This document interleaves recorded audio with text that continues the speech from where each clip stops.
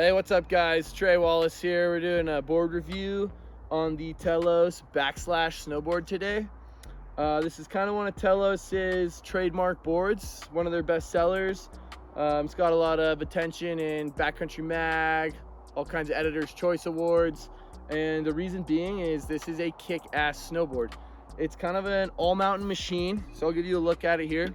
It's got a setback camber, long rocker nose that's gonna help you, float in the pow, handle the chunder all over the resort.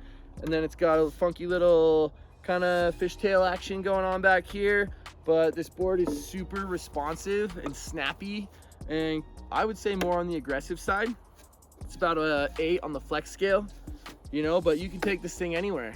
You can go out in the pow, you can go out in the backcountry, rip couloirs, chutes, rock drops, cliffs, go rip the bank slalom, hit the snake run, rip the groomers. This thing carves, holds an edge amazingly. I take it through the park here and there, hit some rails. You can even hit them switch. The tail's got enough rise where you can hop and spin onto rails, switch, hit jumps, all that fun stuff. Regardless of being really stable, it's also really, really nimble in tight turns, quick, snappy, and really gives you the ability to do some things in tight terrain that you wouldn't normally get on most snowboards. This board is definitely a powder board or a high-speed groomer type board. So if you want it for powder days and that kind of thing, then you want to go a little bit less than your normal size, but not by much, because then this board will help you to keep afloat on the powder for sure. Versus if you want it for high-speed groomers and that kind of thing, I would go a lot smaller than your normal board. So that way you can still get from edge to edge quick, but it's not going to be too much for you and that kind of thing. My favorite feature of the tech would be that it's a volume shifted board. I love that you can ride this board smaller than you're used to.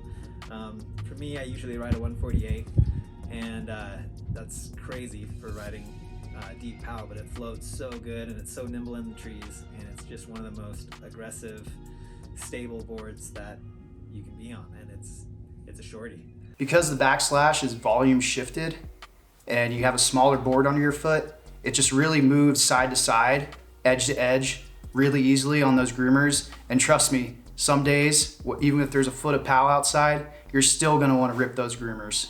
The Backslash is definitely a board I would recommend to your strong, aggressive rider, whether it be the backcountry or the resorts. In the backcountry, if you're ripping around in the pow and you come upon some varying conditions, whether it be snow, temp, rain, whatever is going on in the backcountry, this board will just crush through everything that's been thrown at it.